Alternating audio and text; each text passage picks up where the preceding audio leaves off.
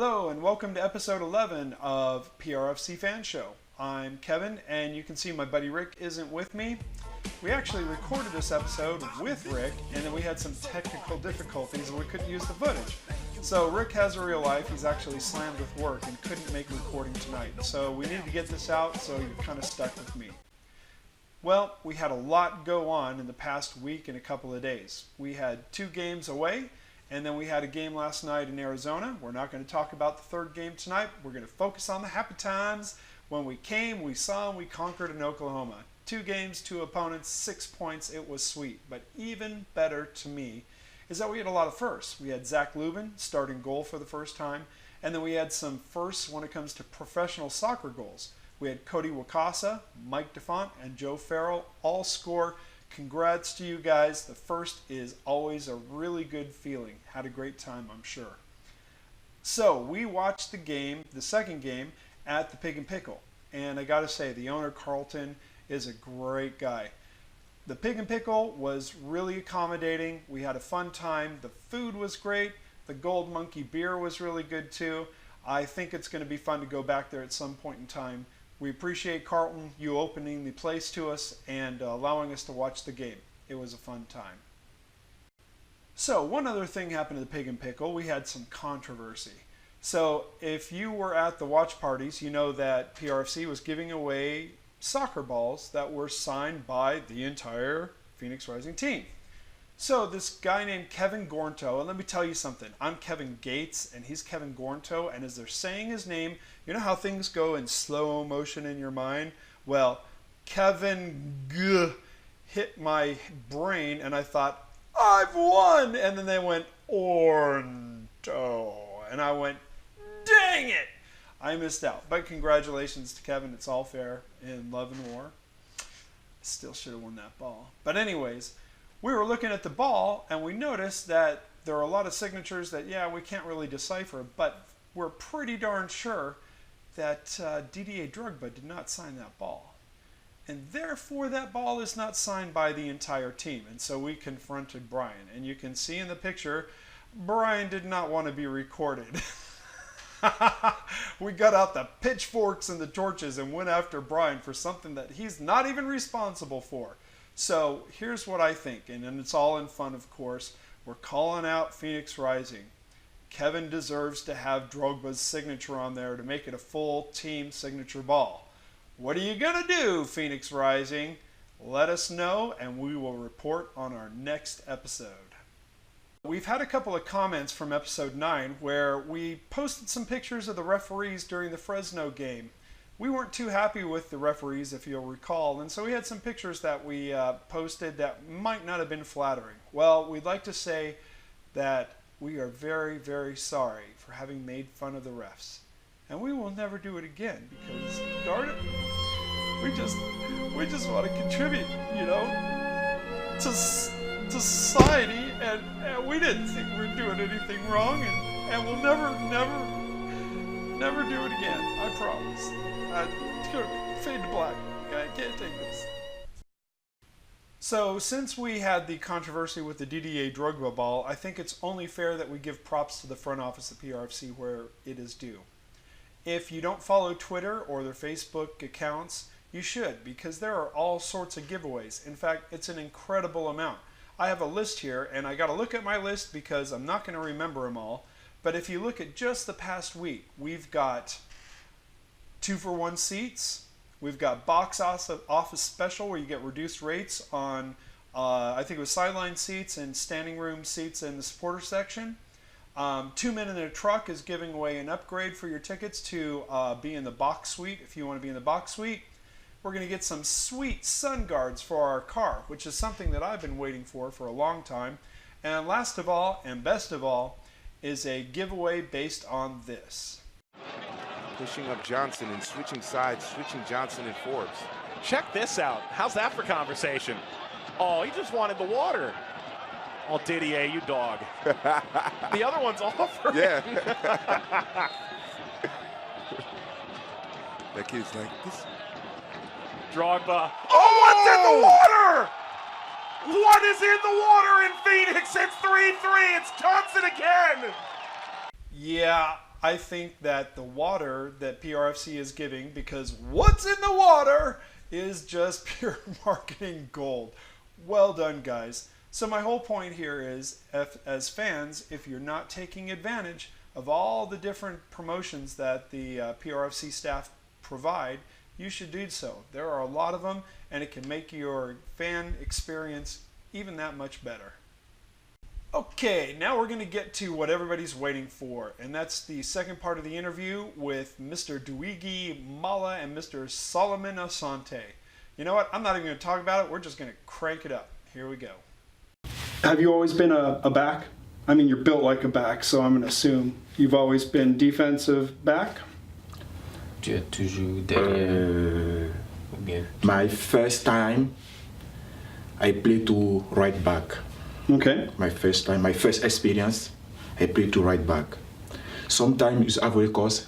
If I play against my friend, I'm go to central back. Oh, very different position too. I'm go to central back. Sometimes I look, and play striker. Yeah, I score a lot of goals. So if you race Solomon, who wins the race? Solomon, you have to play a central back. Center back is you need to use your head more. Yeah, use your. It doesn't matter if you are big or small. If you are a bit intelligent, smart. You have to be smart. Positioning. Yeah. It will be easier. So how hard is it for you to communicate with the other backs when you're on the field? Because you guys have to talk all the time. Yeah, I talk. It's no problem for me. Me, I'm not problem. I talk. If I say I look, this is don't do. I talk. It's not difficult for me to talk. I talk just a little bit. Okay. Look at I say, go there, keep this guy, tie, focus. It's very simple. Very good. It's very simple. It's a pitch. You talk, and if you have this is just the what is it? This detail. The small things, Details. Details. In the football, we don't talk much. It's just small details. Come back, go to the left, right. Always watching. Yeah. Okay, that makes sense. It's funny because the worry for Phoenix Rising this year was the defense, and you guys have only allowed 3 points. I mean, you guys are killing it. I mean, it has been a great defensive show. For me, I'm very happy because the last season, it don't good. Well, the coach is come to change the team. I'm so happy for the coach. He's very, very, very good work in this season. I'm so happy. He's one of the best things that's happened to our team. I'm sure. And I'm very afraid of him. We sit right behind the bench. Okay. Okay. And sometimes we will be like, "Hey, coach," or whatever. And he'll just turn around and glare at us, and I'm just like, I'm sorry.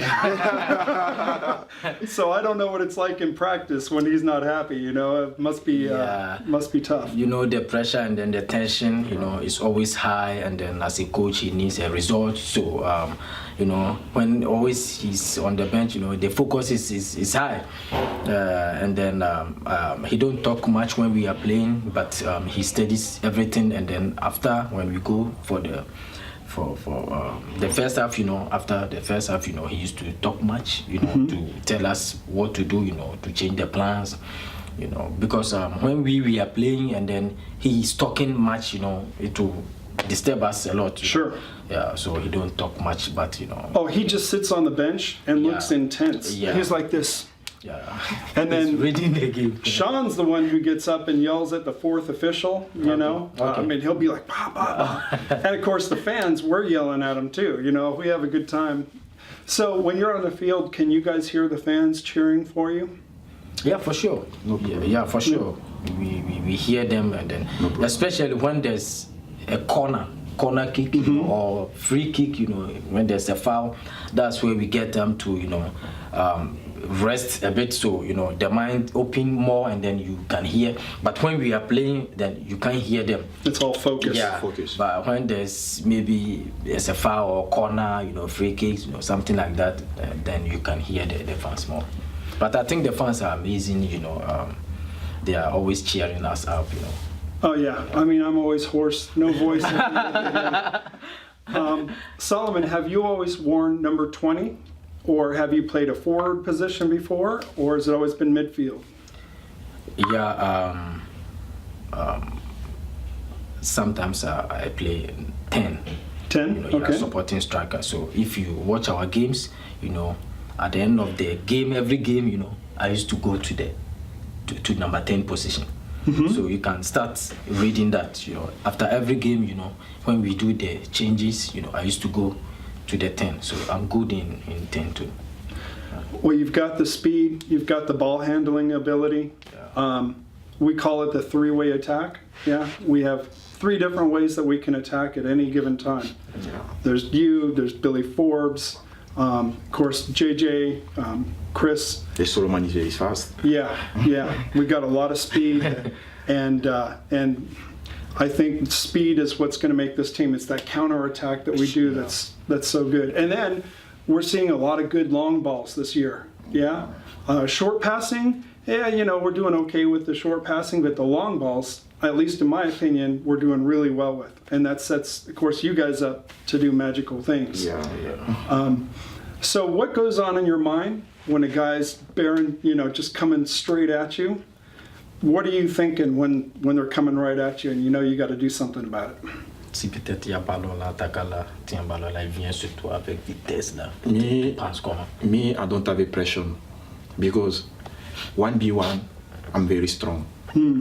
If the striker is calm, fast, I give the space. I give one space. If the striker is not mad, is take the space. I want to take the ball. Like if the striker is coming to him, he will just show him one place. Maybe the striker is right foot. He will show him his weaker place so that the striker will go to his. To force him out. Yeah, force him. I want to take the ball. See, my answer would be, I'm out of here. I wouldn't do it. It's like I can never be a goalie because I would just be like, I like this because Yeah. 1v1, I'm very, very, very, very strong. Did you like playing with Peter Ramage last year? Yeah, Peter Ramage is very, very good, guys. I like play, and Peter Ramage, Jordan Stewart, and Peter Ramage is very, very good, guys. He's another intense guy. He's talked against me, the game, the training. He's helped me. He's a good guy. Good. Yeah, we would see it. We would see you guys get better and better. And same with DDA, I'm sure. Yeah, he's a striker, but I'm sure he's sitting there talking to you guys. Yeah, a nice guy, At first, when I was playing back home, I was like, when am I going to play with such a great player? And then here I am today. So I'm very happy. And then when I came closer to him, I've learned a lot, for this short time, because a very good guy, And then when we are playing, he's always like showing us, because he has experience, he's a big time player, big player. So we are just coming. So he used to, tell us more details. So it's helping us a lot. He's, I think it's important that he's playing, but it's the teaching to me that's the most important part. That's what's going to last, right? Yeah. For the team. Yeah. So everybody saw this week on the internet that Amadou Dia blasted Kevin Lambert in the face with a ball. yeah. At the training ground, okay. Yeah.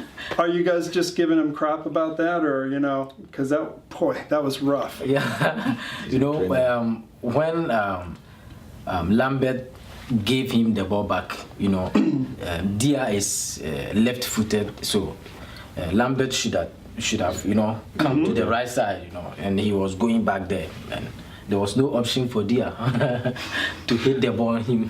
He couldn't have done a better job. I mean, it was just like, bam! And the coach was clapping, you know. Yeah, nobody felt bad for him. They were all just laughing. And Yeah. Do you guys find that you have good friendships with everybody on the team? The team works well together? You're good friends? Yeah. It seems that way. Yeah, the team is strong, you know. We love each other, and that's what is pushing the team forward, you know. Without love, you know, the team cannot get anywhere. So I think we love each other, and then we crack jokes together, and then, you know, we do everything together, you know. In the dressing room, when we are preparing for training, you know, there's a music, we are enjoying, Didier Drogba is dancing, you see. So everybody is, you know, we are like brothers. So that's one thing that helping the team a lot, you know.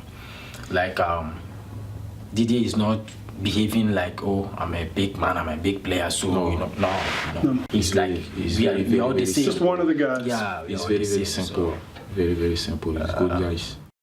Now we have a part 3 of the interview, if you can believe it. We were just talking and talking and talking, and we had a good time. And it just gets better and better. So I hope that you'll stick around to see part 3, which I'm actually going to post like in 24 to 48 hours. They are just great people. I gotta say, I've got a little thing I'm going to post about Sullivan. Sullivan, you're going to hate me, but I'm doing it anyway, so you're going to have to live with it. Because one of the things that I've found about the guys as I've met and got to know the players on the team is that these guys are quality guys. I mean, I've played soccer for years and years, and I've been around professional soccer teams, and egos, man, they can just be ridiculous, and just the entitlement and the princess attitude. And we just don't have that on this team at all. And I think it's one of our main assets. It's kudos to all the players, everybody I've talked to. And I'm talking about Solomon, but Dewigi was great, and you know the other guys that we've interviewed, Kevin Lambert, Amadou Dia, all of them, and John. I mean, we did John in our first interview. Have all been just great quality people, and I think that's a huge asset for our team. Anyways, I'm talking too much. I think we're done with the episode. I hope you enjoyed it. This is the PRFC fan show. We're a fan show by fans, for fans, and we'll see you next time.